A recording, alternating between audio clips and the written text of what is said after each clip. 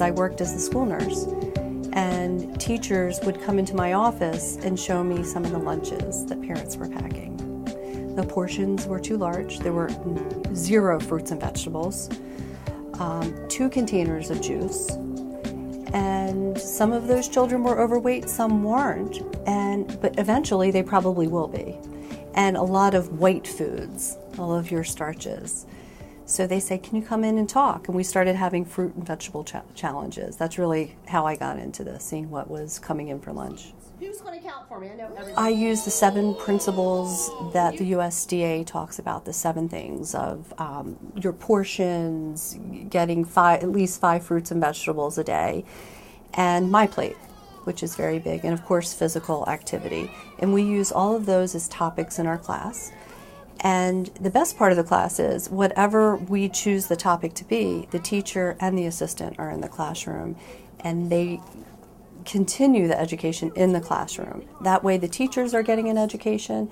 The teachers then write a newsletter each day to families, what we did today, what we did in Healthy Choices class.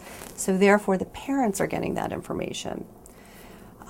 The planning aspect of it is we start very basic with My Plate, learning the different food groups.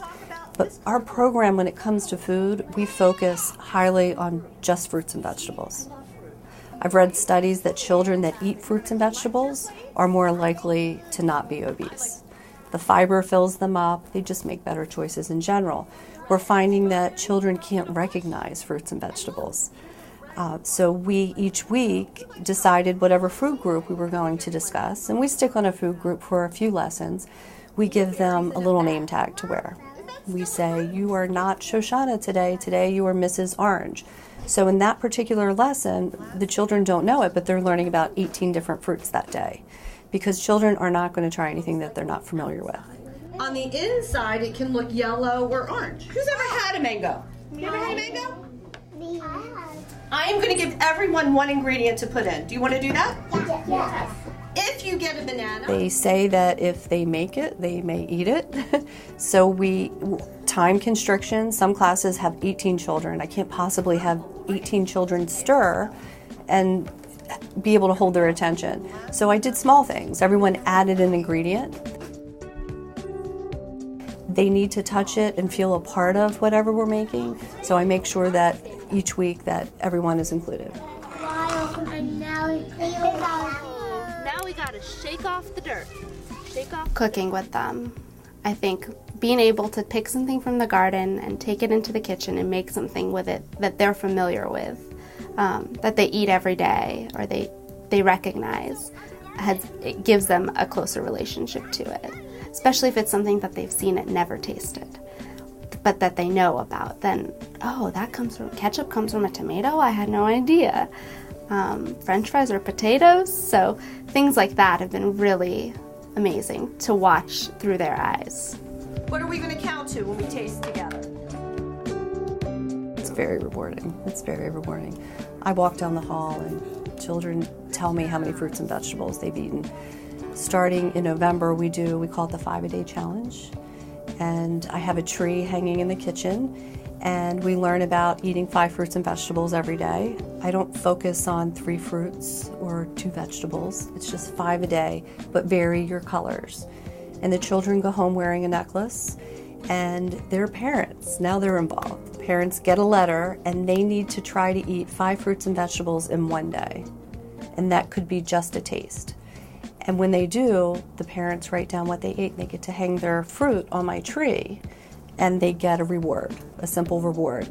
And that is the most rewarding part, that when I walk down a hallway or I'm shopping in a local store, kids just want to tell me what fruits and vegetables they ate. That is an amazing, amazing feeling. We're going to count together. Hit it, Miss Chris.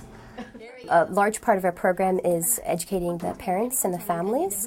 So for the children who eat lunch at school, we encourage them to bring healthy foods in their lunch, fresh fruits and vegetables.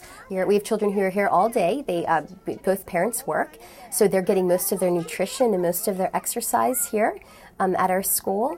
And again, when we communicate home to parents and we let them know what the children are eating and what their, maybe new recipes we're trying, and then we send home the recipes. So if we make a smoothie in class that was, that everyone loved, we'll send that recipe home to families and we'll say, try this at home. Everybody get ready. Very interested because they go to the parents and they tell the things that they eat in school, and sometimes they ask them that they want to eat it, like the salad, that's the spinach. They start learning vocabulary because of the food that they are not used to eat at home, so they are teaching to their parents. The teachers have told me they see a difference in the behavior, the attention span. A lot of children eat a high-sugared snack and an hour later they're falling apart. So now our snacks are well balanced, we're not serving juice, and the teachers see a big difference in that area. The parents are telling me, and this is another wonderful aspect of my job, that their children are pressuring them into making sure they have fruits and vegetables for dinner. And they talk about Miss Chris, and this is what we've learned. And that, now I've changed, like, what is the most important part? I thought it was staff education and parent education, but in reality, even with a 2-year-old and a 3-year-old, it is really the education of the child. Because if they're taking it home, if the parent didn't have a chance to read the newsletter or what the policy is, their child is now telling them. And parents want to make their children happy and healthy on top of that. So that has been an amazing part of it. Raise your hand if you tried the mango. Raise it if you tried it, even if you liked it. Pat yourselves on the back. Be very There's steps that go up the shed. I don't see any steps going up that shed. Pull it right from the top. Can you pull some? The children in our class who never get a chance to see a garden, period, and who come from an apartment and they're low. So a lot of time, anybody who comes from an apartment and whose parents may not have time to do that. So that was one of the things that we thought about and would be a benefit of this garden. The children always like to work in it, first off, no matter what. They always like to go into the garden and work in there, and they like to plant things. They like to tend it. I think that because it's different and they get to do something different. They help do everything. They help do everything as much as we can. But what I've noticed that if children grow their own food, they tend to want to eat their own food. They'll eat it, or at least they'll taste it. A lot of times, they'll get a lot of pleasure out of growing it and preparing it. And we'll talk about how how good it is for them and how it makes them strong, and it's a good thing for them to eat, and it's tasty, and how much we enjoy it. Because they have so much input in it, they'll tend to at least try it. It doesn't necessarily mean they'll all like it. Most of the children, I would say 98% of the kids in my classroom, will taste it and at least give it a try. Well, starting now at the age of 2 is not too young. That's when our program starts. My goal is by the time they leave here and start kindergarten and they're in line at school or they're helping their parents pack their lunches, they know how to build a healthy plate. My plate is great for that. They will leave here knowing the different food groups, how to fill that plate, because when they leave here, they're making their own choices. And when birthdays are celebrated, our school, we don't allow cakes, anything other than fruit or an activity to celebrate birthdays. And they have choices to make when they leave here. Are they going to eat cake at 10 o'clock in the morning because it's someone's birthday or not? So I think it's all about the children learning to make their own decisions.